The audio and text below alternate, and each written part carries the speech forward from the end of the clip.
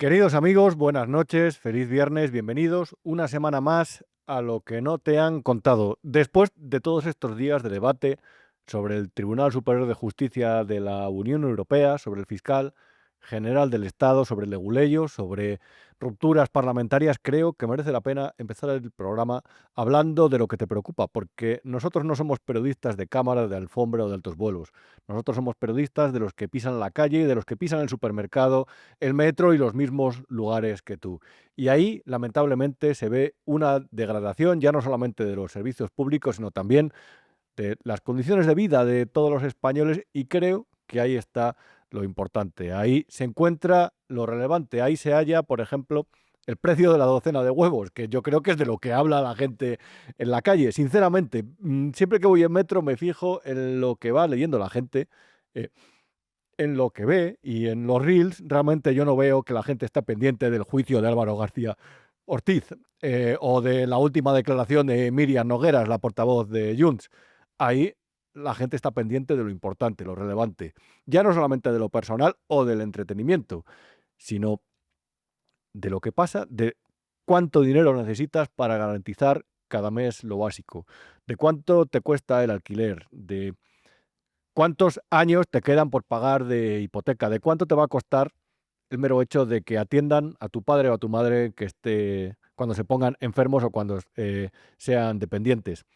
De cómo es el país, cuánto tiempo tardan en darte cita para el especialista, no digo ya para el médico de familia. Las cosas del hombre normal, las que generalmente los medios de comunicación no reivindican tanto, no reivindicamos tanto, mea culpa, como se debería, pero que son las que ocupan tu tiempo y las que en ese momento que pasas tú solo en el sofá antes de irte a la cama porque no quieres trasladar mirada de preocupación, o las que te impiden dormir en la primera hora o media hora cuando te metes en la cama, esas cosas que piensan son las relevantes. Te subirán la cuota de autónomos, te aumentarán el precio del seguro del coche, la academia de los críos.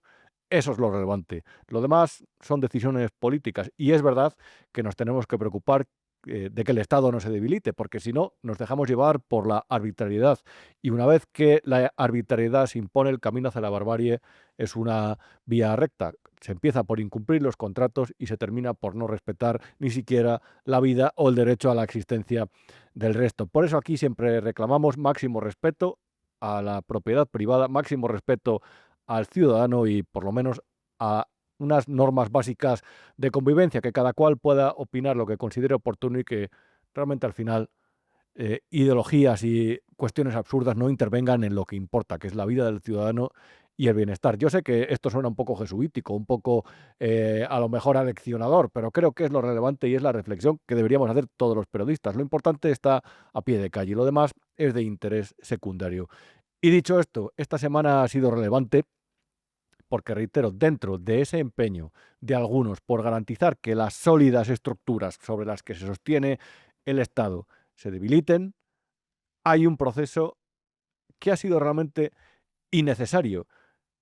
Y digo que es innecesario porque este proceso a Álvaro García Ortiz, el proceso judicial, no hubiera tenido el mismo carácter si él no hubiera seguido en el puesto que si se hubiera mantenido. Ha habido un fiscal y un abogado que ha tenido que ejercer su función dentro del proceso a sabiendas de que en el banquillo de los acusados, acusado por un delito de revelación de secretos presunto, ahí estaba su jefe. Ha habido una abogacía del Estado que ha tenido que actuar a sabiendas de que ahí había una persona que está evidentemente protegida por el gobierno de este país. Y ha habido un país que ha visto en esto un juicio político, un choque, un auto de fe, en lugar de lo que era simplemente un proceso judicial por una cuestión relacionada con la difusión del contenido y de un correo electrónico de una persona que en este caso era Alberto González Amador, la pareja de Isabel Díaz Ayuso, y de esa difusión se acusa al fiscal general del Estado. Y lamentablemente, y hablaremos posteriormente de ello con una mayor profundidad, pase lo que pase, mucho me temo que no mejorará la situación, que contribuirá todavía más a que esa sensación de arbitrariedad, de desgaste institucional, de vaciamiento del Estado de Derecho, esa sensación, como decía, se acentuará. En cualquier caso, el acusado, y yo creo que es un momento que es relevante en la historia reciente de nuestro país, acudió el pasado miércoles, hace 2 días, a la sede del Tribunal Supremo y en lugar de sentarse en la tribuna se sentó en el banquillo. Y ahí habló de que dentro de ese procedimiento la acusación se había comportado con una deslealtad tal que lo que hacía, lo que merecía, era que no respondiera a sus preguntas. Álvaro Ortiz apareció desafiante. Durante la tramitación de la misma, pero especialmente al inicio, se han producido unas circunstancias que creo que ese respeto que hay que tener a los perjudicados, a quien se siente legítimamente perjudicado en un proceso, que es una cuestión que habrá de elucidarse en el mismo, pero esa sensación la puede tener cualquier ciudadano o cualquier ciudadana, incluso no teniendo razón, me ha llevado a pensar que hay una actuación, entiendo que desleal, no con el acusado, sino, por supuesto, con el tribunal. También aprovechó para criticar esa deslealtad con respecto a cómo se envió ese correo a otra institución, en concreto a alguien relacionado con la Comunidad de Madrid. En esa querella se omite, desde mi punto de vista, un dato fundamental, un dato que de manera unívoca dirige la investigación a la Fiscalía General del Estado o a la Fiscalía Española. Tanto me da una como me da la otra. Y es que el correo de 2 de febrero que estamos investigando se mandó exactamente el día 2 de febrero a otra persona de otra institución ajena en ese momento al proceso. Y aprovechó para señalar también, lo digo porque quiero resumir este momento en este primer rato del programa, porque creo que es relevante escuchar al acusado, de hecho que es el protagonista del juicio. Y lo digo que es relevante porque se ha intentado poner el foco en este juicio en otras personas, entre ellas en Miguel Ángel Rodríguez o en los propios periodistas que participaron como testigos de la causa. Pero reitero que esto es mucho más sencillo de lo que la propaganda se ha empeñado en... La propaganda de ambas partes, por cierto, de lo que la propaganda se ha empeñado en transmitir. Esto simplemente es un juicio porque hay el contenido de un correo electrónico que envió Alberto González Amador a un fiscal, trascendió, se filtró y se acusa a Álvaro García Ortiz y se le acusa desde que el auto del juez instructor, el juez Hurtado, descubrió una serie de indicios, indicó una serie de indicios que llevaban a pensar que a lo mejor podía haber sido él. Esa es la clave de este juicio, un fiscal general del Estado filtrando un correo electrónico del abogado, de la defensa, de Alberto González Amador, que es la pareja de Isabel Díaz Ayuso, objetivo político del Gobierno de España por el mero hecho de pertenecer al Partido Popular de la Comunidad de Madrid, por el mero hecho de ser la presidenta de una comunidad que siempre se ha puesto a la cabeza de la oposición en asuntos fundamentales, como por ejemplo el de la financiación autonómica. Todo este contexto es muy relevante porque también cabe explicar en este sentido que desde que Álvaro García Ortiz fue nombrado fiscal general del Estado, la sombra de que es alguien que sirve a los intereses del gobierno o que está controlado desde Moncloa o que tiene una agenda, mejor dicho, paralela, siempre ha estado presente y de hecho ha habido muchos medios de comunicación que se han hecho eco de ella de forma más o menos explícita en textos, en editoriales y en análisis. Entonces, a partir de ahí se convocaba este juicio y se convocaba porque este señor estaba acusado, el juicio ha quedado visto para sentencia, de un presunto delito de revelación de secretos. Y ya está. Y posteriormente se puede hablar de la actuación, por ejemplo, de Miguel Ángel Rodríguez al hablar de este asunto con los periodistas en aquel grupo de WhatsApp. Se puede hablar, sí, de Miguel Ángel Rodríguez. Claro, el propio Álvaro García Ortiz lo hizo indirectamente. El correo del 12 de marzo, la disposición de ese correo del 12 de marzo por parte del perjudicado se lo entrega a una tercera persona ajena al proceso para que haga un uso político del mismo. Desvela el correo de un fiscal, revela un correo del fiscal encargado del caso con la defensa. Y creo también que eso sale por la investigación, no porque ese hecho se haya puesto en conocimiento del instructor, de la sala o de la sala del Tribunal Superior de Justicia. Aprovechó también para victimizarse, cosa que realmente desde el punto de vista factual queda de aquella manera, cosa que hizo también alguno de los periodistas que pasó como testigo por la sala del Tribunal Supremo, que se puso delante de los miembros del tribunal. Cuando uno apela de una forma más o menos directa o indirecta a las emociones del que le escucha, o cuando uno intenta, mediante su discurso, apelar eso a las emociones en lugar de a lo factual, a lo razonable, a la razón, hay cierto intento de manipular. Y solamente por el tono de este discurso en el que habla de la estrategia seguida por la acusación, eh, hay algo ahí que no sé, chirría. No es propio de un fiscal general del Estado, desde luego. Y luego hay un hecho que me atañe personalmente y que creo que también de alguna manera distorsiona la figura del perjudicado. En la petición de responsabilidad civil, legítima por parte de cualquier perjudicado de este país, el perjudicado renuncia a la responsabilidad subsidiaria del Estado. Eso quiere decir que el perjudicado no quiere resarcirse, no le interesa el aseguramiento de ese resarcimiento, como sería legítimo en todo caso, sino que solo dirige la acción personalmente contra mí, contra Álvaro García Ortiz. Es más, pide que se afiance, con lo que no hay ninguna forma de escapar a lo que puede ser después una pena pecuniaria o en el momento en el que se hay que afianzarlo casi una pena anticipada. Yo creo que son razones suficientes y justificables para que no quiera en este momento contestar al perjudicado, por supuesto.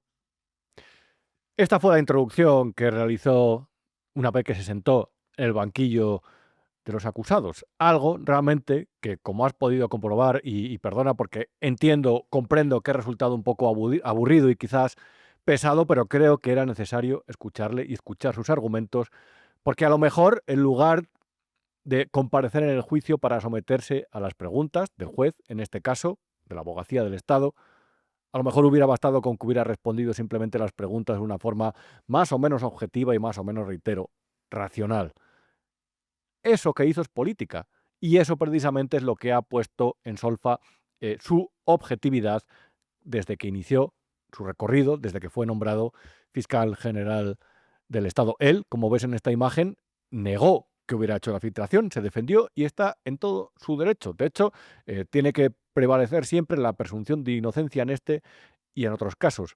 Ahora bien, reitero, da la impresión de que, al igual que un político se planta en las comisiones de investigación para intentar distribuir o difundir o difuminar su responsabilidad o presunta responsabilidad en los hechos o en el mero hecho del por qué se le ha citado ahí, eh, con cierto tono político jesuítico, en este caso creo que también lo hizo García Ortiz y reitero, fue en el día de su declaración, de su comparecencia como acusado ante el tribunal.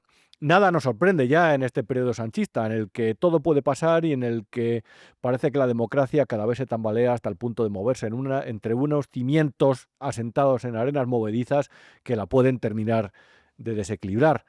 Pero desde luego suena un poco a bochorno, un poco a tomadura de pelo, un poco a mensaje para gente fácilmente impresionable, y la gente fácilmente impresionable tiene un nombre, un adjetivo que no voy a ser yo el que diga. Esto suena más a eso que a una autodefensa de una, que pueda etiquetarse como sólida. Y ya frases para la historia, muy a lo Zapatero, muy a eso de el mundo es muy pequeño, todos estamos a merced del viento. Él no renunció a eso. Él no renunció a recitar el versículo de su Biblia o la frase de su catecismo. Antes de entrar en la sala, y con eso termino, disculpen y les agradezco su paciencia, una persona a la que no conocía me ha dicho una frase que me ha gustado mucho. Dice, la verdad no se filtra, la verdad se defiende. Y creo que es un poco el resumen de esto que ha pasado aquí. Habrá alguno que pensaba que se estaba inculpando con eso. Absolutamente innecesario. Reitero, argumentos de sofista. Algo innecesario. Bien, ya está. Con esa frase se demuestra que ya tienen titular los medios de comunicación afines al gobierno para distribuir y para intentar defender su versión de los hechos. Ya estamos en el a posteriori, en el qué va a pasar después del juicio, sea cual sea la sentencia, cuál va a ser la reacción del gobierno al respecto. ¿Se van a lanzar acusaciones de lawfare, de ataque judicial y ataque parapolicial al gobierno? ¿O se va a decir ha sido declarado inocente y por lo tanto, como todo este tipo de acusaciones son infundadas, son falsas, están basadas en una especie de conspiración, de complot, de comandita, que los partidos de la oposición, los jueces, la fiscalía y los periodistas y los sindicatos, pseudosindicatos ultraderecha siguen contra nosotros, a sabiendas de que ha sido declarado inocente y que se ha visto que todo es humo, como también es humo lo de Begoña o como también es humo el caso Coldo, lo de mi hermano, ya estoy plenamente facultado para recrudecer los ataques contra los contrapoderes del Estado. Ese tipo de frases, de guindas, de apostillas, al presidente del gobierno le van a servir para eso. Menos mal que todavía hay cierto periodismo o cierta parte de la sociedad española que se niega a tragar ante este tipo de manipulaciones, a esta manipulación emocional, a esta pornografía sanchista difundida en este caso en la sala del Tribunal Supremo. Y de hecho hay gente que, reitero, no traga con esto, y leía este jueves un artículo muy interesante de Casimiro García Vadillo en El Independiente, en el que resumía, digamos, lo que sucedió con los 3 correos electrónicos que se intercambiaron la defensa de Alberto González Amador y la Fiscalía desde el día 2 de febrero de 2024 hasta el día 13 de marzo de 2024. Ese día fue el que se filtró el famoso correo electrónico después de que de Alberto González Amador, después de que se filtrara el segundo, perdón, es que ahí me hago un lío con las fechas. Y después está hablando, voy a leerlo porque me resulta interesante y porque además llega a las mismas conclusiones que yo, Casimiro. Su declaración fue, por tanto, un alegato en su propia defensa. Dijo que la publicación por El Mundo del citado correo, el que reitero se produjo a las 21:29 horas del 13 de marzo de 2024, fue lo que hizo saltar las alarmas en la Fiscalía. Para entendernos, que la defensa de González Amador dio material a Miguel Ángel Rodríguez para que éste difundiera el bulo de que era la Fiscalía, el bulo entre comillas, de que era la Fiscalía la que ofrecía al novio de Ayuso un pacto de conformidad sobre sus presuntos delitos fiscales. El uso político consistía en poner de manifiesto que era la Fiscalía y no el investigado la que proponía el pacto. Y aquí está la clave de todo y la clave del juicio. Entonces, cuando eso sucede, García Ortiz, incitado a ello o no, se enciende, lo que le lleva a movilizar a sus subordinados esa noche a sacar del fútbol al fiscal Salto. Eso, lo que le lleva a hacerlo es no es otra cosa que proteger la honorabilidad de la Fiscalía española. Pero ese argumento no se corresponde con el hecho de que la fiscal jefe de Madrid, Almudena Lastra, que también forma parte de la Fiscalía Española, por cierto, no estuviera de acuerdo con él en filtrar párrafos textuales de los correos entre el abogado y el fiscal Salto. Ante este hecho incontrovertible, la salida de García Ortiz no es otra que la de atribuir a Lastra una acritud personal hacia él. Ese es el resumen de lo que ha sucedido aquí, de lo que sucedió. Una publicación del Mundo considera García Ortiz una publicación del Mundo perjudicial más para el gobierno que para la propia Fiscalía General del Estado, para la institución, la Fiscalía. Considera que es contraria a los intereses del gobierno, se enciende, saca a un fiscal del fútbol y a partir de ahí le obliga a enviarle un correo electrónico, una documentación sobre el caso de Alberto González Amador, y a partir de ahí se inicia un juego, un frenético, como dijo el juez Hurtado en el auto, que le mandó al banquillo a González Amador, perdón, a García Ortiz, me lío con los nombres, y eso lo que deriva es que el contenido de un correo electrónico se filtra y se publica en la prensa. Y además deriva en la publicación de alguna información con respecto a esta causa con nombre y apellido del contribuyente, de González Amador, a través de una nota de prensa de desmentido. Algo inaudito, algo inédito y algo que no se explicaría si no fuera porque García Ortiz no se puede desligar de los intereses políticos del gobierno de Pedro Sánchez. Y de hecho, el propio presidente del gobierno, como veremos posteriormente, salió en su defensa el pasado domingo, en el diario El País. En cualquier caso, lo que también es incontrovertible, lo que tampoco se puede negar, es el nexo evidente, profesional y personal entre González Amador y Dolores Delgado, y entre Dolores Delgado y Baltasar Garzón. De hecho, Baltasar Garzón aparecía el miércoles por la noche, después de la declaración del fiscal general del Estado, en el programa de Gran Wyoming, multipropietario, Don Piso, para, oh casualidad, este ex magistrado condenado por prevaricación, apartado de la carrera judicial, para defender a García Ortiz. A mí me hubiese gustado saber si ellos son expertos en el estatuto orgánico del Ministerio Fiscal, en el artículo 25, donde se establece la obligación de los fiscales de dar cuenta, etcétera. Es decir, el informe pericial, que no está el informe pericial, porque quienes lo hacen ni siquiera son expertos en ese tipo de pericia, pertenecen a la unidad de delitos económicos y no tiene nada que ver con los temas informáticos y demás. Hacen un resumen y de ahí hacen unas valoraciones, suposiciones, inferencias, afirmaciones que no tienen una base objetiva.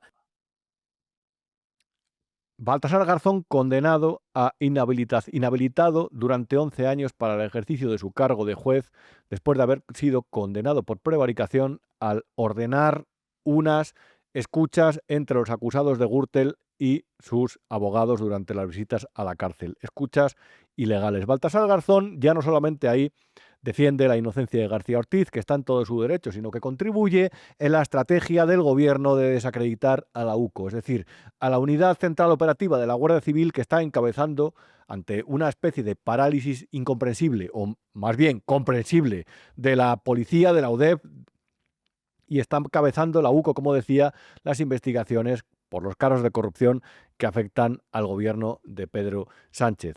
Por supuesto, Garzón se apunta a esa acción de desprestigio, a esa acción de decir no están preparados para un peritaje los agentes, los miembros de la UCO, incluso el capitán Bonilla, que testificaron en el Tribunal Supremo y por lo tanto hay que coger lo que digan, esas pruebas que dicen, esos indicios relacionados con el borrado de su correo electrónico personal, donde hizo García Ortiz que se le mandara el correo electrónico y los indicios relacionados con el cambio de dispositivo y el borrado de los mensajes de su teléfono móvil.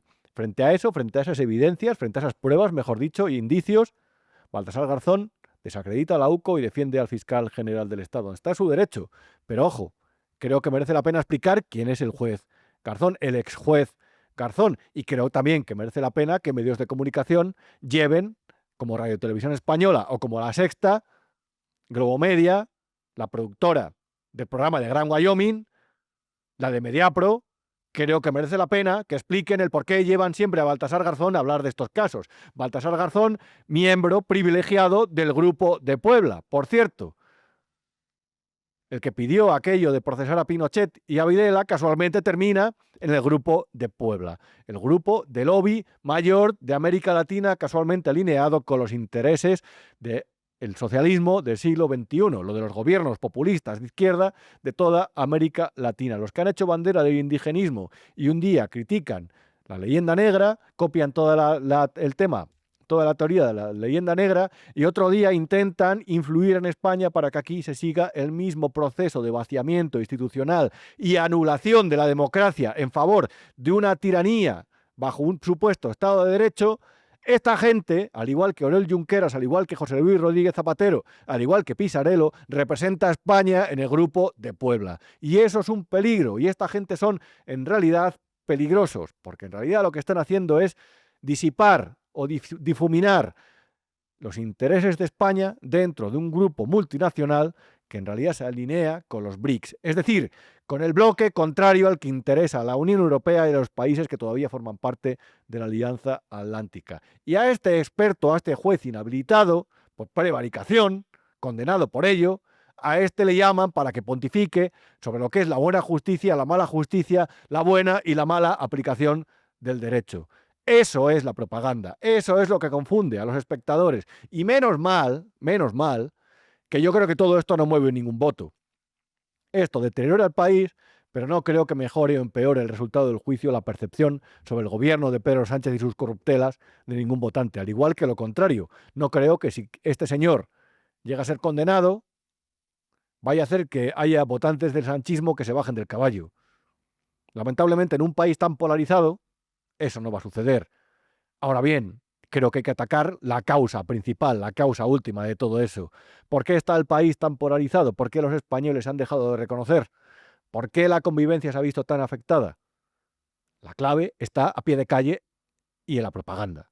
La propaganda es la clave.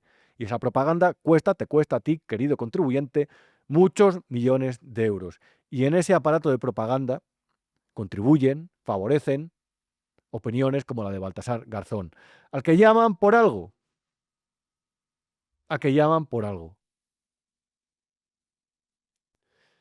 En fin, esta semana ha pasado, y me parece lo más relevante de todo, porque reitero, el caso de Leire Díez es el más relevante de todos los que tiene la justicia entre manos, más allá de lo que suceda con el caso Koldo, pero el caso de Leire Díez es lo más parecido a un Watergate que ha vivido este país, y no digo que no apestara el Ministerio del Interior de Felipe González, durante todos los gobiernos de Felipe González, y no digo que no apestara ese Ministerio del Interior comandado por Jorge Fernández Díaz, pero lo que tenemos actualmente entre manos ya no es esto los chanchullos de unos cuantos comisarios o excomisarios. Aquí tenemos entre manos una célula o presunta célula que casualmente empezó a investigar a las personas que a su vez estaban investigando los casos de corrupción relacionados con el PSOE y con el gobierno y con familiares. Y hay un fragmento, esto simplemente es un fragmento y esto lo dicen ellos. Vamos a ver. Lo que ha sucedido, como te explicábamos en el programa de la semana pasada, es que el fiscal Estampa, Ignacio Estampa, puso a disposición del juez, del juzgado de instrucción número 9 de Madrid, si no me equivoco, el dirigido por el señor Zamarriego, puso a disposición una grabación de 3 horas y 14 minutos que registró hace unos meses en una reunión con Leire Díez, con Javier Pérez Dolcet y con el empresario Luis del Rivero, que se produjo en Madrid.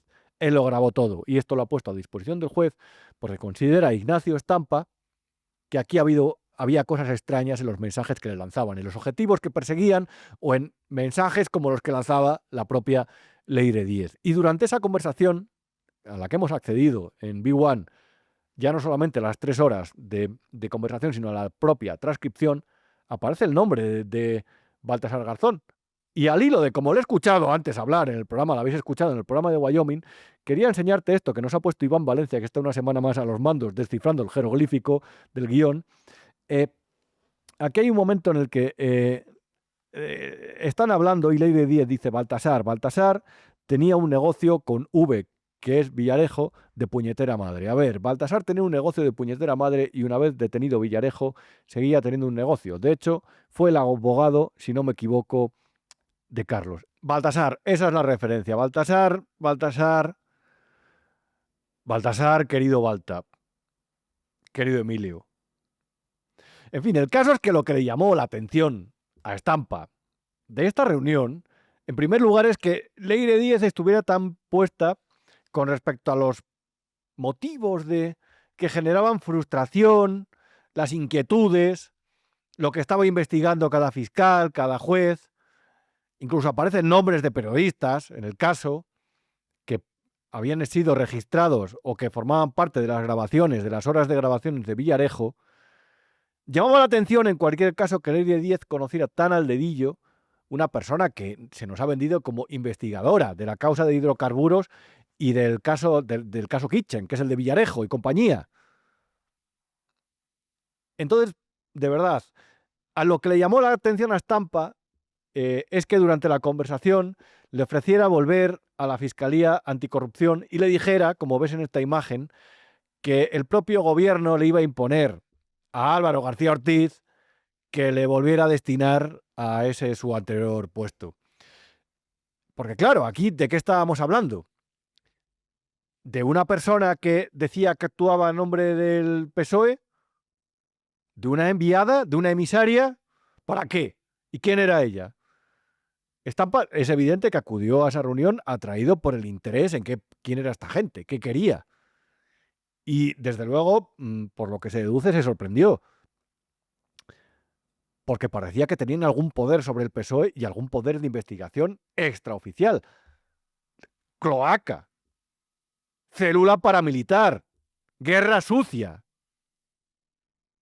La propia Leire Díez se presentaba como alguien enviada por Cerdán en la reunión. Ella, en la rueda de prensa aquella y en posteriores intervenciones televisivas, dijo que era un señuelo para sacar información a estas personas. Pero es verdad que se presentaba como enviada y decía que el presidente, estaba al tanto de todo eso. De hecho, escucha los audios. Yo tengo claro que si le ordenáis alguna cosa, la hará, vamos. Pues eso, pues ya está. Sí, ya, Hay veces en las que hay veces en las que hay que preguntar y veces en las que solo hay que informar. Yo creo que preguntamos demasiado ahora. Sí, pero pero a partir de la base de que yo quiero volver ahí, en estas circunstancias, con este jefe, con esa fiscalía, sin Miguel Serrano. No, escucha, pero escúchame, tranquilidad, que eso habrá más cosas que cambien, tranquilidad. Ahí se deduce, ahí se traduce lo que te mostraba la anterior imagen. Es decir, que esta señora estaba en disposición de saber qué iba a pasar si esta gente colaboraba con ellos dentro de su carrera, y para eso, para que esos cambios se produjeran, hacía falta intervención del fiscal general del Estado, según lo que se deduce de esas conversaciones, y hacía falta el plácet, el visto bueno del propio ministro de Justicia o del presidente del gobierno, o de Cerdán, quien estuviera al cargo de todo eso. Fin último. El último eslabón, el señor X. Eso es lo que este audio que publicó el periódico El Mundo, ahí se puede deducir. Así que todo este intento de manipulación con respecto a Leire, a la que vendieron como a Víctor Aldama en su día, como una especie de aventurera, alguien ajena a todo esto, todo ese discurso que nos ha lanzado la propaganda con Silvia Anchaurrondo, propagandista en jefe, a la cabeza, se diluye un poco. Pero es que Silvia llegó a decir que esta señora era, bueno, una militante, una asistente a mítines prácticamente.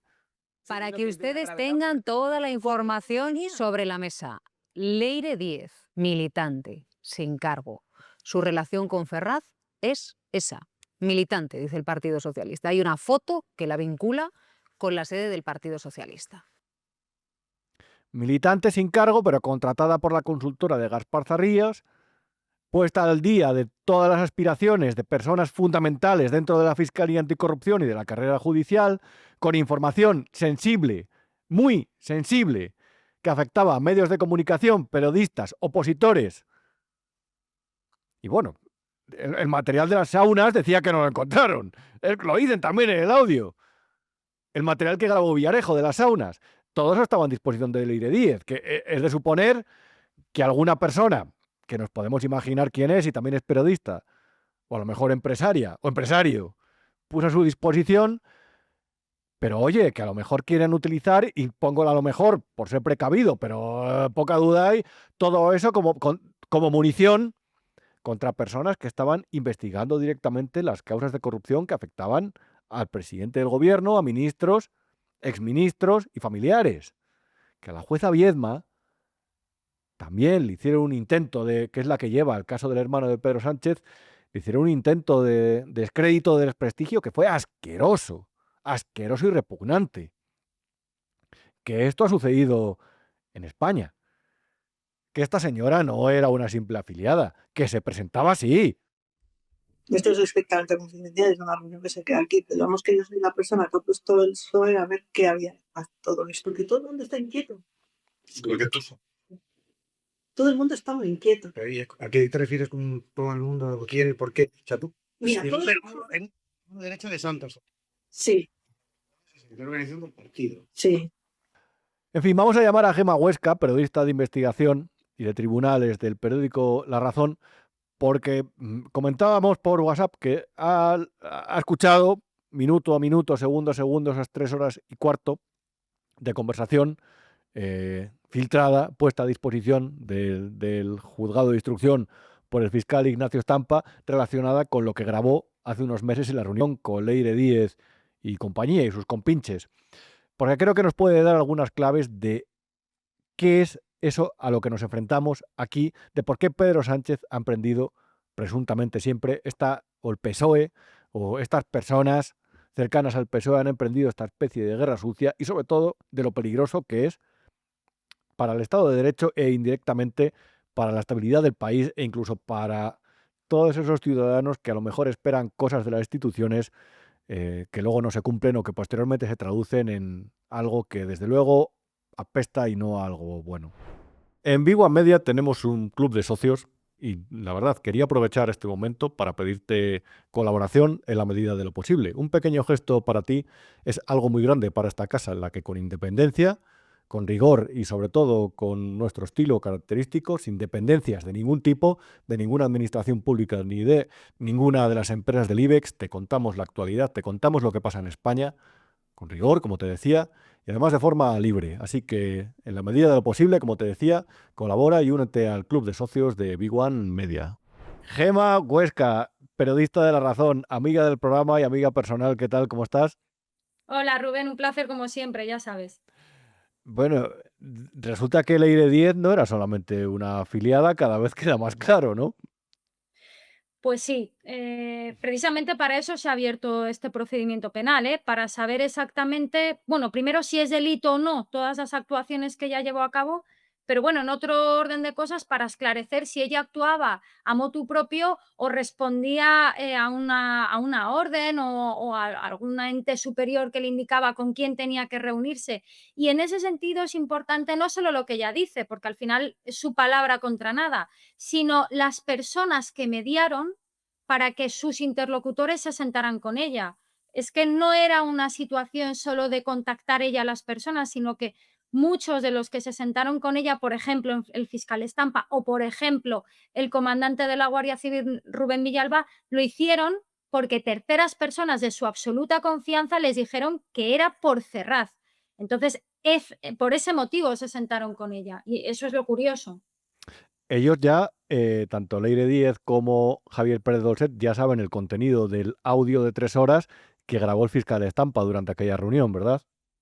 Eso es. Es que a mí lo que también me llama la atención de estas reuniones es pensar que no iba a quedar ningún rastro, porque hay que tener en cuenta que se reunía con personas o bien importantes o bien que tienen mucho interés de saber qué quería ella. Y en ese sentido se grabó la reunión del comandante Coldo. En ese sentido, Ignacio Estampa, que dudaba mucho, ¿no?, de la verdadera finalidad de esta mujer, grabó también la conversación y no es descartable, que otros empresarios también tengan grabaciones de ella. Así que, bueno, yo creo que esto es una prueba de cargo muy importante en el procedimiento, desde luego. ¿Qué ha sido lo que más te ha llamado la atención de la conversación y de la transcripción de la misma? Porque en esa conversación aparece gente como Javier Pérez Dolcet, Leire Sí, 10, bueno, el propio fiscal Ignacio Estampa, Luis del Rivero, un sí. empresario. ¿Qué ha sido lo que los elementos que consideras más importantes de ella? Hombre, Luis del Rivero es muy importante porque hay que Mm. tener en cuenta que es de las pocas personas que ha litigado como perjudicado en dos piezas del caso Villarejo. Entonces, yo entiendo que al fiscal del caso Villarejo le transmitió cierta seguridad y tranquilidad que fuese del Rivero la persona que les conectara. Pero a mí lo que más me llama la atención es la tranquilidad con la que ellos tratan de montar toda una operación parapolicial contra los que investigan.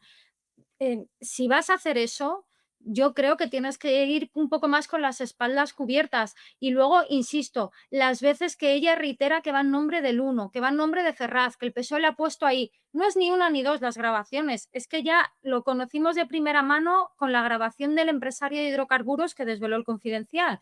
Entonces, cuando ese patrón se repite reiteradamente, a mí me fascina que lo nieguen, porque es que está por activa y por pasiva. Y también me llama la atención la reacción del PSOE, porque desde luego, si dicen que van en nombre mío a boicotear procedimientos judiciales, a boicotear a la UCO anticorrupción, lo primero que hago es querellarme, lo primero, lo Claro. primero. Hay una lección, además me gusta mucho hablar contigo estas cosas, Gema, que yo creo que es puramente democrática o ordinal incluso. Es decir, ellos tenían material, o eso decían, que, si no me equivoco, está dentro de la causa de Kitchen, ¿verdad? Que venía de la causa de Villarejo, de esa cosa de comisarios, eh, y tampoco se puede decir que eso fuera limpio, claro. Si es que al final lo curioso de esto es que hay que pensar que ella se sienta con el fiscal que inicia el caso Villarejo, que se sabe de pe a pa todo el procedimiento, se sabe los audios que están, los que no.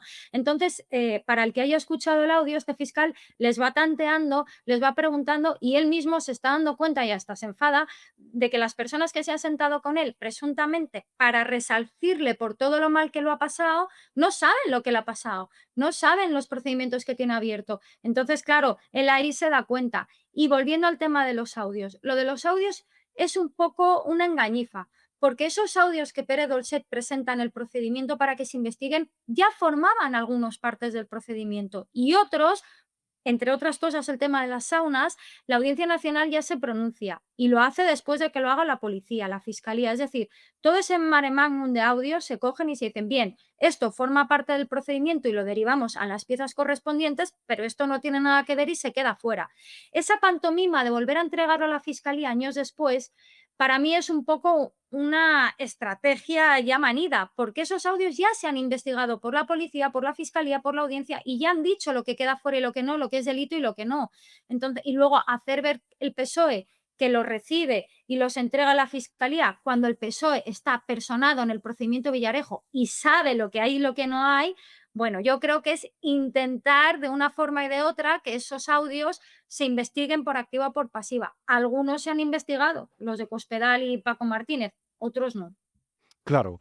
En cualquier caso, Gema, me llama la atención algunas cosas porque en la conversación, por ejemplo, aparecen nombres como el de Baltasar Garzón, que llama la atención porque estos días aparecía en los medios de comunicación hablando de la causa del fiscal general del Estado, pero aparece en la conversación, ellos hablan de negocios con Villarejo, no sé, no me quiero meter en ese asunto porque bueno, eso es una cosa que dice uno de ellos. Otro también habla incluso del fiscal general del Estado, se habla dentro de es decir, es que hay muchos nombres, fiscales, jueces. Es que, claro, lo que llama la atención es el presunto vínculo directo que ella alardea tener con la exfiscal general del Estado, de ahí que salga su pareja, que es Baltasar Garzón, y con el actual fiscal general. Es que le repite continuamente, tu jefe se va a enterar, tu jefe va a tener conocimiento. Hablan de personas, no sé, es que al final está todo relacionado, porque una de las personas afectadas por estas investigaciones es Antonio Balas.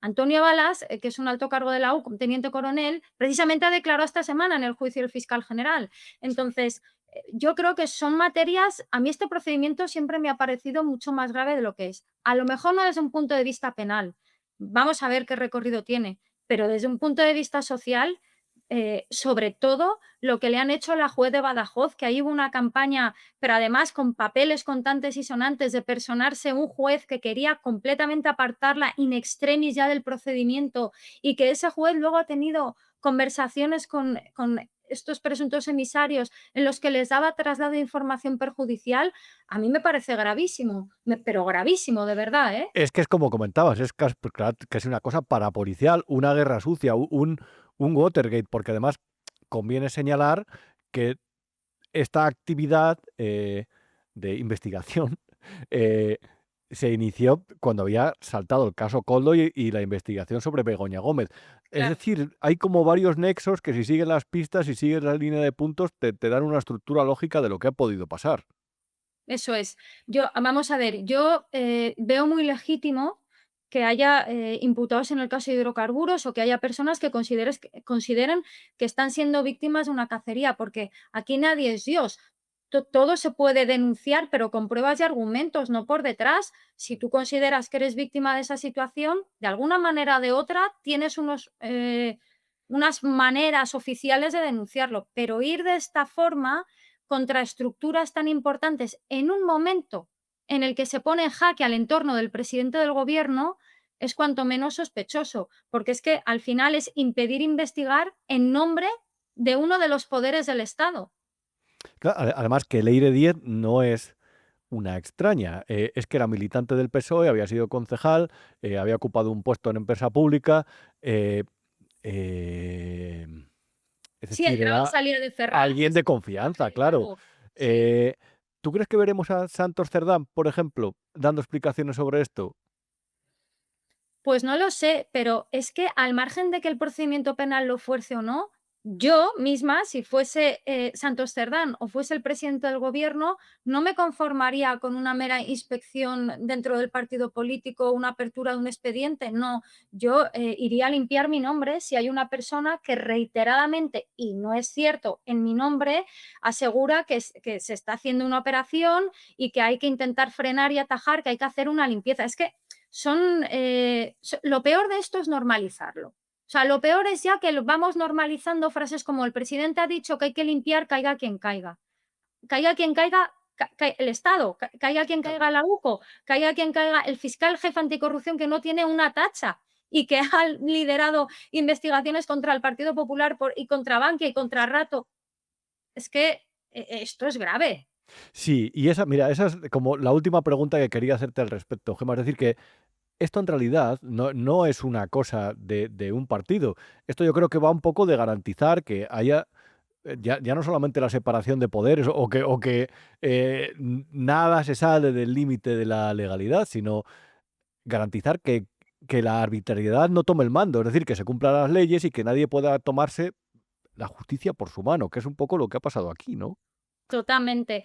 Yo creo que, o sea, no quiero ser alarmista porque este país funciona y el sistema funciona, pero como que se va difuminando cada vez un poquito más la separación de poderes y lo que yo percibo, lo que a mí me preocupa es que es siempre por parte de un poder contra otro y eso es lo grave, porque es que si nos cargamos la separación de poderes, nos cargamos el Estado de Derecho y muchas veces estas cosas que suenan así un poco como esto ya está, ¿no? Aquí nadie va a cargarse esto, puede pasar. Estamos viendo situaciones de ataques a jueces, de ataques a la UCO, además todo muy subrepticiamente, que vamos, a mí me preocupa porque si el gobierno no tiene absolutamente nada que ver, insisto, yo daría una rueda de prensa, explicaría, pondría blanco sobre negro y por supuesto tomaría medidas legales.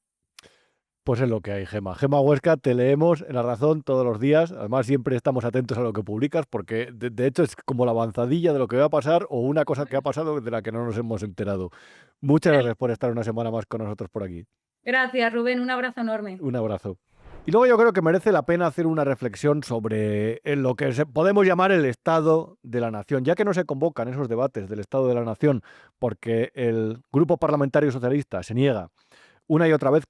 Reitero, que merece la pena hacer una reflexión sobre ese espíritu peronista que ha invadido el país entero, que es exactamente, pero digo exactamente, y leías hoy un artículo que publicaba en Independiente al respecto, es el espíritu del proceso soberanista, prerevolucionario, revanchista, de trincheras, se ha apoderado del país y, por supuesto, en casos como el de García Ortiz, se manifiesta de una forma especialmente intensa. No hay un país que tenga un futuro bueno cuando se rige por esos códigos, que son, reitero, como escribía también en el Independiente, implican tener una serie de ingredientes políticos y sociales sobre la mesa, cocinarlos y distribuirlos de la forma que se quiere a quien sabes que te va a escuchar o a quien sabes que te va a odiar, para condicionar su respuesta, para trasladar un mensaje, para manipular a la opinión pública y sobre todo para dirigir al país hacia un abismo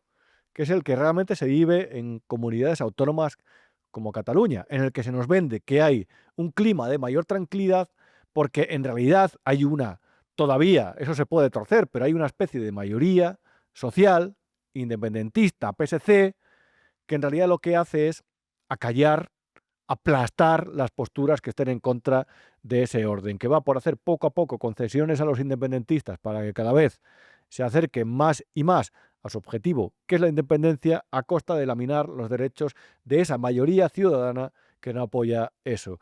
¿Qué podemos esperar si eso se traslada, si se transfiere al panorama nacional dentro de este proceso que ya ha empezado y que tenemos delante de nuestras narices? Pues básicamente algo de lo que te vengo advirtiendo en los sucesivos programas, que cuando el PSOE con los nacionalistas o en solitario gobierne, no va a haber ningún tipo de acción callejera a cambio de que se hayan restringido todo el campo de acción de los contrapoderes, y ahí incluyo a la oposición, a los jueces por derecho o asustados de tomar en serio causas que afectan al gobierno, e incluso a los periodistas, que sí, también pagamos alquiler y también pagamos hipoteca y también somos esclavos, o no estamos sometidos, mejor dicho, y lo digo desde el buen sentido de la palabra, a intereses propios de nuestras propias empresas, que muchas veces implican no ir a un choque de trenes con una administración como en este caso es el gobierno, porque en realidad queremos seguir publicando cosas. En un Estado peronista la clave está, cuando están en el gobierno hay monopolio de la verdad y monopolio de la opinión pública, y cuando están en la oposición ese monopolio se mantiene hasta el punto de que todo el panorama asociativo que ha mamado de ellos y que ha dejado de mamar porque el contrario ha tomado el poder, se rebela, quema las calles, incendia todo para volver a recuperar el poder, para volver a enchufarse a la manguera. Urge, porque siempre hay que seguir el rastro del dinero, cortar toda aportación de dinero público a todo ese panorama que ha sido tomado, esa especie de sistema que ha sido tomado bajo control por ellos con inyecciones constantes de dinero público. Y ahí hablo desde los medios de propaganda, en ese caso los medios públicos, también los privados que se benefician estos días de subvenciones a la digitalización de medios que están ya digitalizados. Hablo también de cómo el gobierno de España duplicó en la pandemia la inversión en publicidad institucional y ese fenómeno no ha disminuido, por lo tanto hay una prensa que está especialmente mimada, y hablo de subvenciones a todo tipo, subvenciones que se pueden consultar en el Banco de Datos Nacional de Subvenciones, que se pueden consultar a través de la web de contratación pública, donde se busca cada licitador, cada ayuntamiento, cada entidad local, cada entidad provincial, regional y estatal.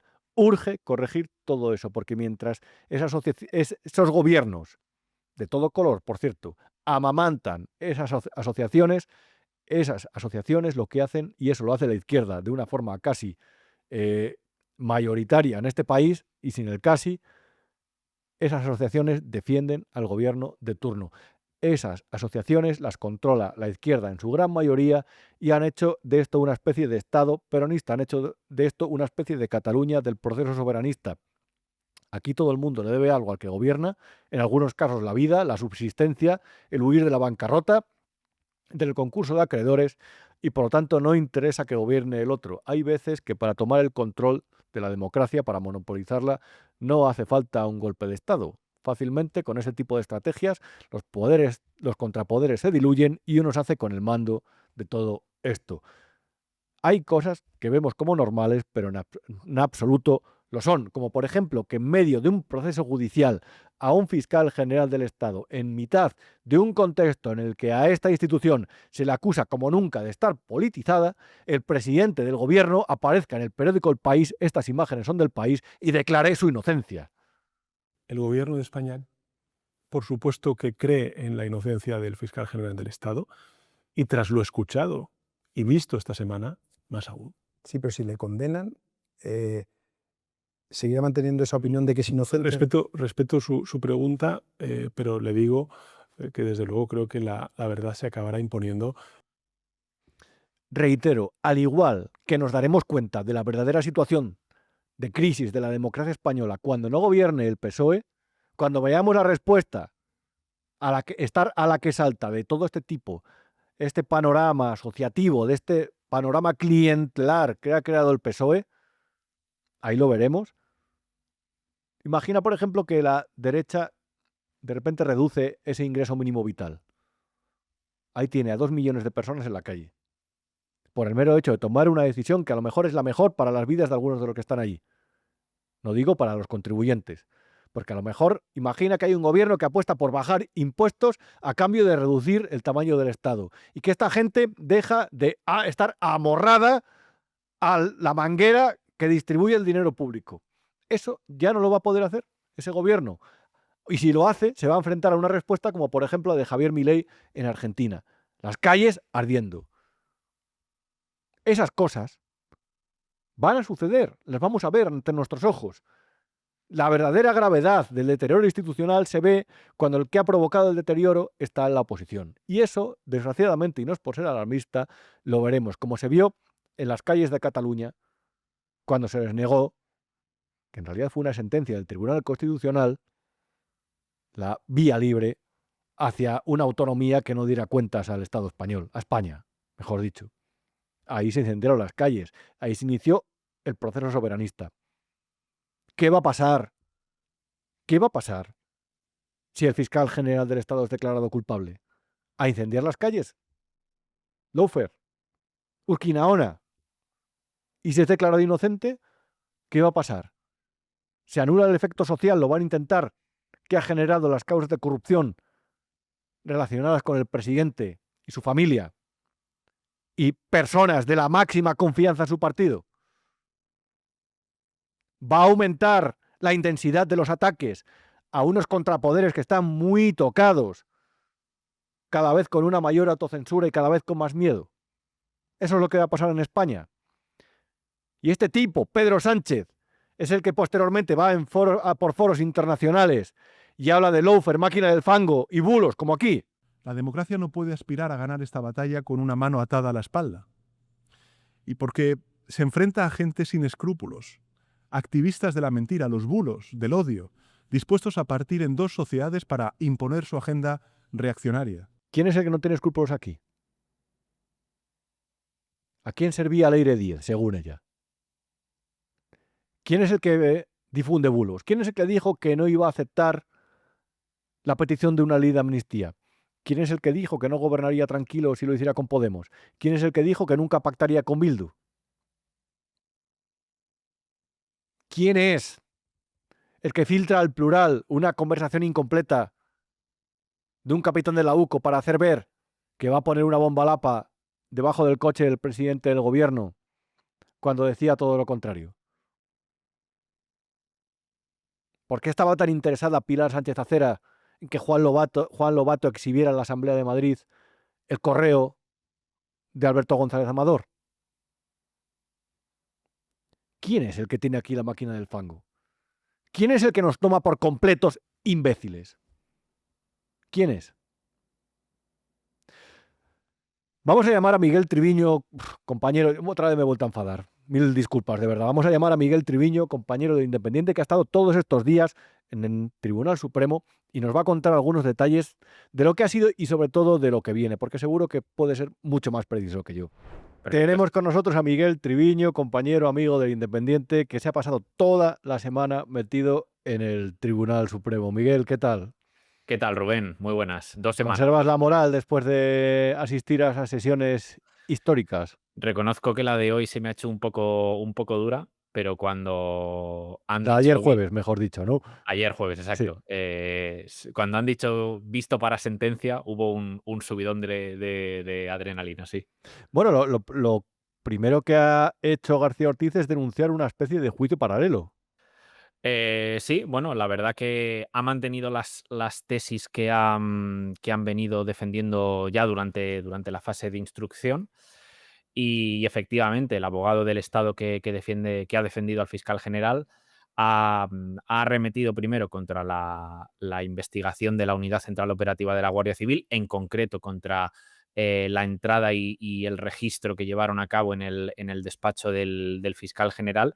Y luego, pues bueno, han hecho alusión a un panorama mediático que ha de alguna forma medrado la presunción de inocencia del fiscal general, ¿no? Es lo que han venido sosteniendo desde el principio, que se trataba de una investigación orientada desde el minuto 1 a que Álvaro García Ortiz acabase siendo condenado por un delito de revelación de secretos. Claro, porque yo no sé cómo lo ves. Sé que te estoy pidiendo un poco de interpretación con esto, pero bueno, como has estado, has olido el ambiente, has visto lo que cómo se mueven las cosas por ahí. A mí todo esto, cuando te leía la noticia ayer en el Independiente, me parecía que estaban calentando ya el posjuicio, el pospartido. ¿No huele un poco a esto, esta declaración? Sea como sea la sentencia, hay un fin político que cumplir. Bueno, yo lo primero que te diría es que quien te diga que sabe lo que va a pasar, no te está contando la verdad. Yo creo que hay muy pocas certezas al respecto. Yo creo, a título personal, que hay probabilidades de que sea condenado y de que no sea condenado. Evidentemente, España es un Estado de Derecho, será juzgado, los jueces tomarán su decisión con plenas garantías y manteniendo en primer lugar la presunción de inocencia. Pero bueno, sí que es cierto que se ha instaurado este debate. El presidente del gobierno se permitió el lujo de opinar sobre el juicio cuando se había celebrado, te iba a decir, solamente la mitad del juicio, ¿no? En todo caso, es una barbaridad, bajo mi punto de vista, que el presidente del gobierno haga una declaración tan contundente sobre un juicio en medio de un procedimiento, ¿no? Pero bueno, sí queda esa sensación, ¿no? de que hay una especie de nube alrededor de este juicio, de que pase lo que pase, el fiscal, aunque acabe siendo condenado, si finalmente lo es, pues bueno, de transmitir de que en el fondo es inocente. Somos un país, desde luego, muy complejo de interpretar, porque de verdad me da la impresión que a cada cuestión que se produce se intenta, iba a decir manipular, pero vamos a poner algo sin adjetivo, como que ese resultado se intenta integrar dentro de un guiso, de algo que siempre intenta tener el gusto de quien lo cocina.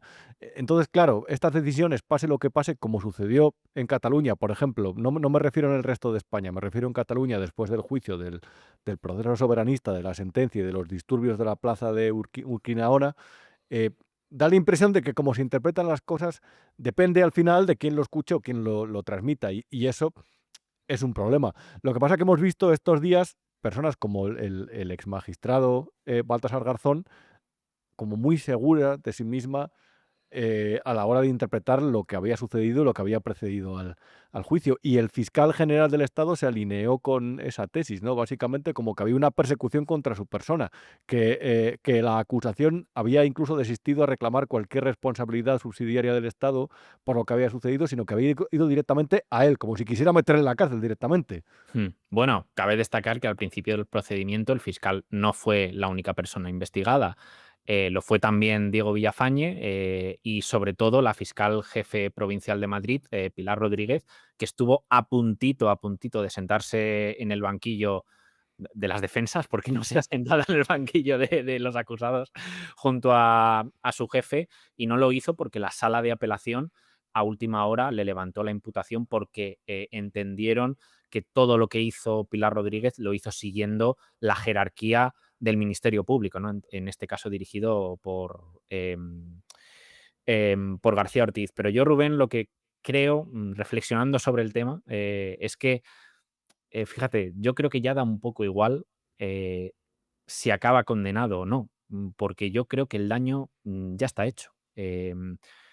Creo que el hecho de que el fiscal general del Estado, que es que se dice pronto, haya sido enjuiciado por la Sala de lo Penal del Tribunal Supremo es quizás la escenificación total de la polarización en la que se encuentra sumida la democracia en España, y el prestigio tanto de la Fiscalía, que evidentemente está partida por la mitad, está dividida, como de las instituciones ha quedado muy degradado.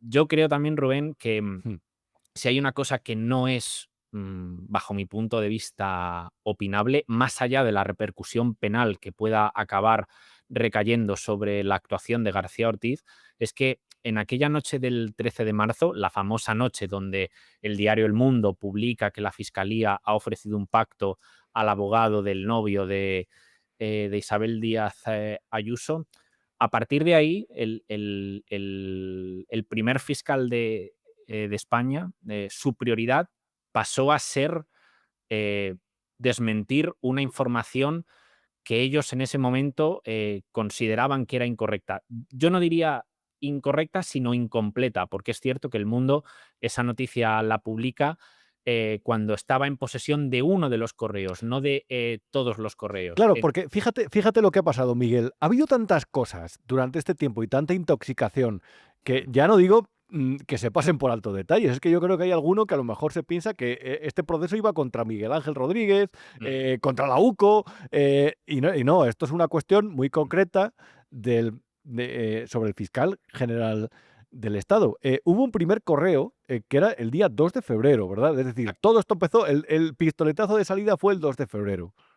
Exacto, sí, el 2 de febrero el abogado de Alberto González Amador, Carlos Neira, ofrece al fiscal Julián Salto, que es al que por reparto le ha caído ese proceso, le ofrece reconocer 2 delitos fiscales a cambio de llegar a un acuerdo. Que este matiz es importante porque el abogado ofrece, digamos que ofrece reconocer, no es que reconozca 2 delitos, sino que, oye, vamos a llegar a un acuerdo, nosotros os ofrecemos confesar, entre comillas, y vosotros nos ofrecéis una multa, evitamos ir a juicio, básicamente es lo que pretendían, ¿no? El fiscal responde a ese correo el día 12, no, perdón, Rubén, que me están bailando ya las fechas. El día 13 de... El día 2 de febrero es ese primer correo, y luego el 12 de el 12 de El 12 de febrero, el 12 exacto, sí, eso, sí, sí. perdón, es que ya tengo un cruce de Sí, meses, porque pero tardó unos días en responder a la mm, propuesta, sí. exacto. Pero la información del Mundo es con la respuesta del fiscal, no es con el contenido de ese primer correo, que es el que presuntamente acaba filtrando Álvaro García Ortiz a un periodista de la cadena SER, pero lo cierto es que la información del Mundo no era incorrecta, era quizás incompleta. Y a partir de ahí, el fiscal general del Estado se activa también porque le empezó a llegar a través de su jefa de prensa, de Maredo, que ha declarado como testigo en este juicio, que el jefe de gabinete de Isabel Díaz Ayuso, Miguel Ángel Rodríguez, estaba alimentando la teoría, la noticia falsa de que el pacto se había parado por órdenes de arriba. Es cierto que eso era una información falsa, que el jefe de gabinete, porque el propio Miguel Ángel Rodríguez dijo ante los jueces del Supremo que él es un periodista, ¿no? Que pertenece al mundo de la comunicación y que eso obedecía a una intuición. En todo caso, a mí me parece totalmente irresponsable que el jefe de gabinete de una presidencia de una comunidad autónoma, en este caso de la comunidad autónoma más importante de España, que es la Comunidad de Madrid, se proponga empiece a difundir por un WhatsApp, por un grupo que tiene con periodistas, una intuición. A mí me parece que es un comportamiento que yo, en la forma en la que tengo de entender las cosas, desde luego que no lo haría, pero bueno, en todo caso. Y ojo, así lo escribí en su día en el periódico, porque es verdad. Si es que, de verdad, yo creo que los periodistas estamos para contar lo que hay. Y lo que sucedió hasta ese día 13 de marzo, esos días anteriores, hubo comportamientos, evidentemente, como por ejemplo que llegara ese correo a manos de Miguel Ángel Rodríguez, esa respuesta o el contenido de esa respuesta. Hay cosas que a lo mejor nos hacen ver que en esta historia no hay buenos. Si aquí lo que estamos intentando hablar es que qué pasó a partir de ese día 13, cuando publica esa información el periódico El Mundo, y si el fiscal general del Estado, todavía fiscal general del Estado, incurrió en un presunto delito de revelación de secretos. Pero yo creo que entre tanta propaganda habrá gente que todavía no lo tenga claro. Bueno, yo es que, si te soy sincero, Rubén, no lo tengo 100% claro. Yo, bueno, yo creo, pero mi opinión no es importante porque no tengo pruebas para demostrarlo. Me cuesta pensar que el periodista de la cadena SER recibiera ese correo donde el abogado de Ayuso, del novio de Ayuso, admite en la comisión de 2 delitos. Me cuesta pensar que ese correo no le llegara a través de la Fiscalía General del Estado, pero Rubén, incluso en el caso de que no hubiera sido el fiscal, es que aún así el comportamiento que tuvo aquella noche del 13 de marzo y la mañana del día 14 me sigue pareciendo bastante grave, porque el fiscal general no está para desmentir bulos. Ese no es su trabajo. Su trabajo, por encima de todo, es preservar la legalidad y defender, en última instancia, los derechos de los ciudadanos. Y no tuvo reparos a la hora de redactar una nota informativa, que no la redactó él, pero le fue haciendo indicaciones a su jefa de prensa, con datos, ya no te voy a decir reservados, pongámonos en el mejor de los casos, o seamos Contextuales. Exacto, o datos sensibles sobre un ciudadano que en ese momento era casi anónimo, porque las informaciones sobre González Amador habían empezado a circular una semana antes y, bueno, no estaba, digamos, bajo el ojo de la opinión pública. Entonces, es lo que te digo, yo creo que más allá de que esto pueda tener un peso penal sobre el fiscal general del Estado, para mí el daño ya está hecho y la actuación de la Fiscalía aquella noche del 13 de marzo, por lo menos de la Fiscalía General de Álvaro García Ortiz, no fue la que tenía que haber sido, porque yo creo que lo que dijo Almudena Lastra, la fiscal superior de Madrid, es acertado, ¿no? Que para desmentir una información no hace falta publicar datos de un ciudadano, ¿no? Hubiera bastado con que hubieran dicho que no era una noticia que obedecía a la realidad. Y ahí lo que yo siempre es lo que he pensado en este sentido. Dado que ahí el fiscal dejó de tener el fiscal general del Estado, Álvaro García Ortiz, dejó de tener esa posición de neutralidad que se exige dentro de su posición, a lo mejor no había que haber llegado hasta ese punto. A lo mejor ahí él tenía que haber deducido que no era la persona adecuada para mantenerse al frente del Ministerio Fiscal, que, de verdad, reitero, es el encargado de defender los derechos de muchos ciudadanos que tienen problemas con la justicia. Sí, sí, sí. De hecho, él ha podido seguir en el cargo por un vacío legal, que lo tenemos publicado en El Independiente, ¿no? Cualquier otro fiscal hubiera tenido por ley que dimitir si se sienta en el banquillo, pero el fiscal general, como nunca se concibió que fuera una posibilidad que el fiscal general del Estado fuera juzgado, pues hay un vacío legal, un resquicio al que se pudo acoger para no presentar su dimisión. ¿Qué has visto que te haya llamado la atención? Y ya por último, Miguel, que no quiero entretenerte más, que después de estos días estarás deseando desconectar, tener un fin de semana que te mereces y ya está. Pero, ¿qué ha sido de todo lo que has visto estos días lo que más te ha llamado la atención? ¿El aplauso de los fiscales? ¿Ese giro de González Amador para ver, Sí, para mirar al fiscal? Lo que decían, cómo movía los pies Precedo, el periodista del diario. No sé, ¿qué ha sido lo que más te ha llamado la atención de todo esto? Bueno, a mí mencionabas la intervención de González Amador, me llamó la atención porque a mí me da la sensación de que la tenía preparadísima. Yo creo que preparó muy bien cuando tenía que mirar a García Ortiz, lo hizo todo muy medido. Y bueno, yo es la primera vez que cubro un juicio de estas características, ¿no? Un juicio realmente relevante, ¿no? Porque va más allá de las personas que están siendo juzgadas, ¿no? Es un juicio en el que el Estado se juega algo, ¿no? Entonces, bueno, vivir algo así es muy estimulante. He de decir que también me llamó la atención un poco el debate que se generó cuando comenzaron las declaraciones de los periodistas, ¿no? Porque, en fin, pedir que se cancele el juicio porque un periodista ha dicho que García Ortiz no es su fuente.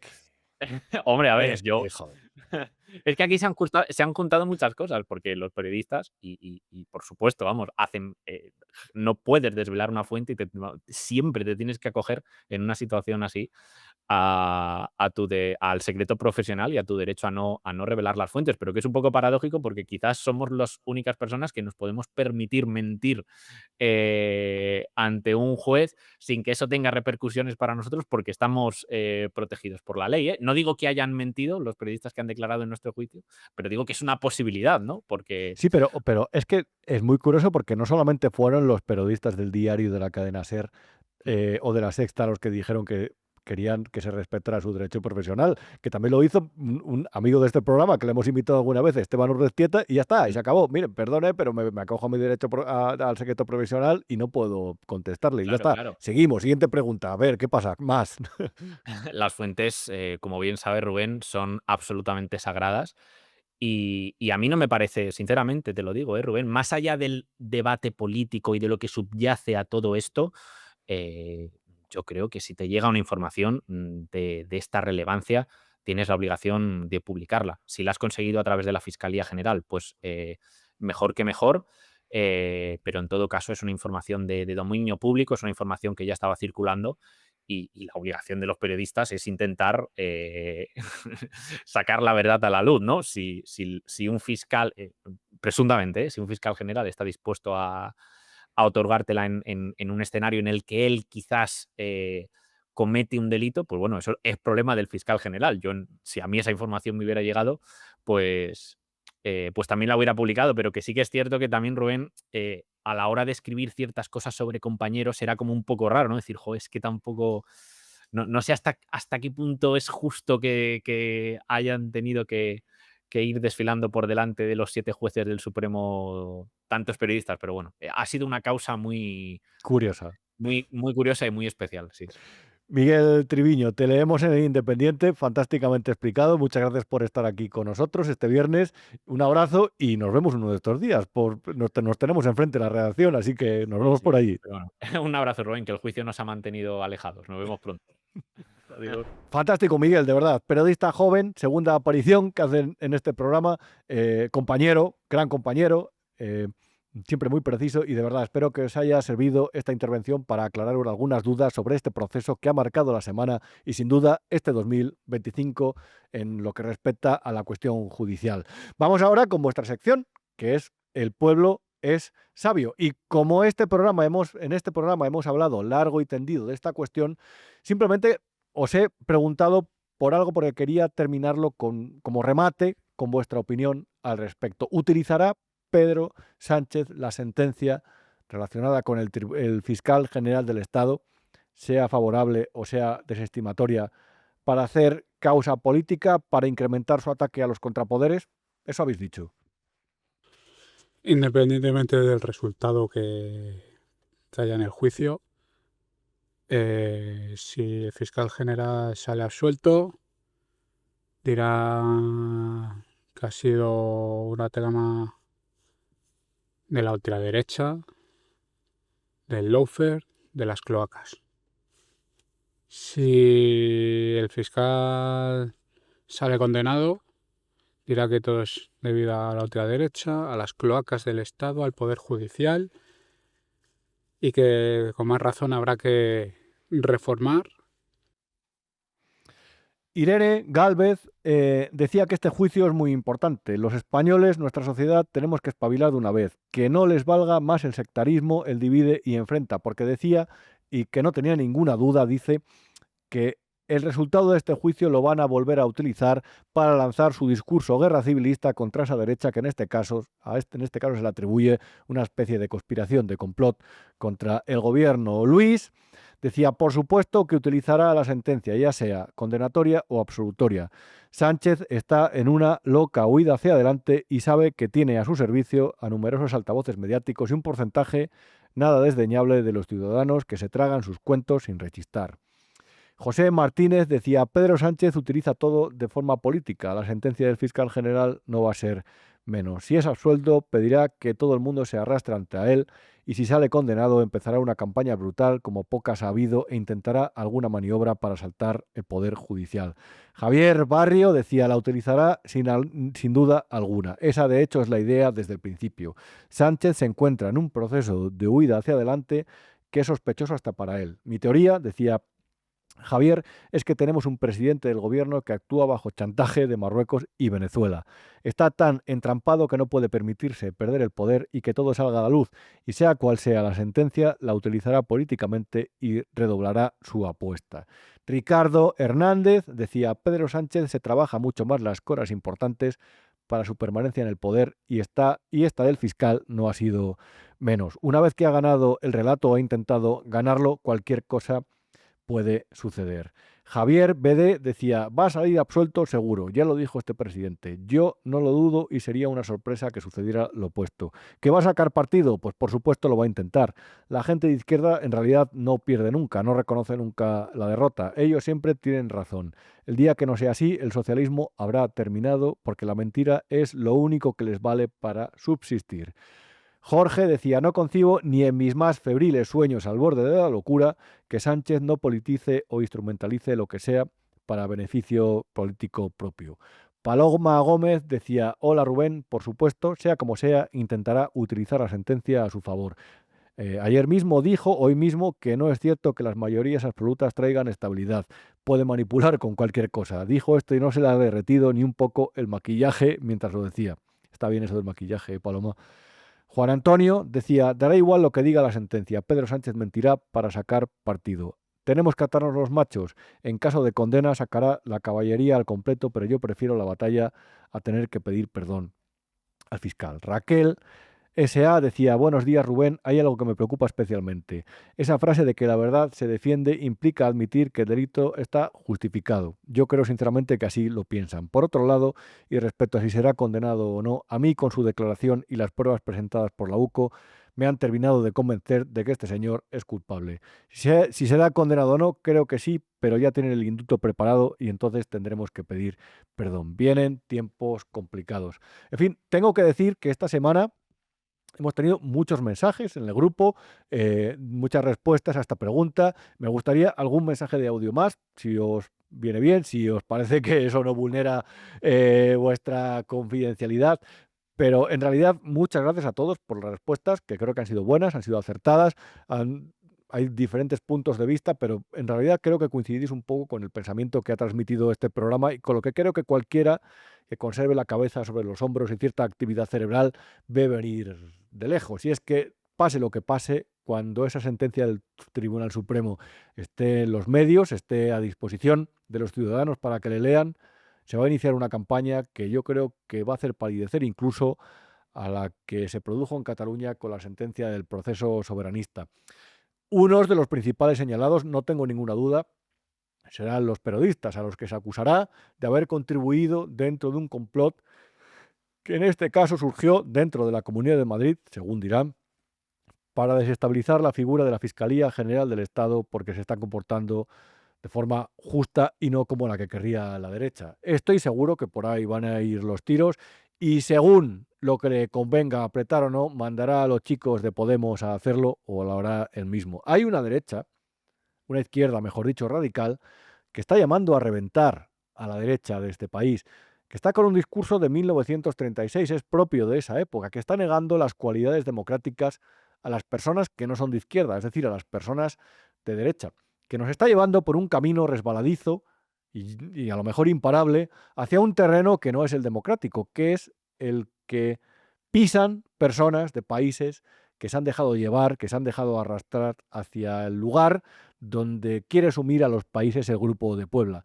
Porque una vez que se diluyen las instituciones, hay gente que se hace muy rica, hay gente que sabe que sus corruptelas no se van a controlar, que su poder va a ser eterno y que los suyos van a vivir bien a costa del sufrimiento de un pueblo. Has visto que las pistas que te hemos ido dando durante las semanas anteriores se han ido cumpliendo y es porque no estamos locos, es porque realmente frente a la propaganda intentamos contar la verdad. Nos equivocaremos, nos excederemos, nos enfadaremos y diremos cosas que a lo mejor no teníamos que haber dicho, pero desde luego aquí en Big nos esforzamos por trasladarte cada día la verdad. Y aquí, en Lo que no te han contado, lo hacemos cada semana. La que viene, el próximo viernes, te esperamos aquí, si así lo gustas, si te ha gustado.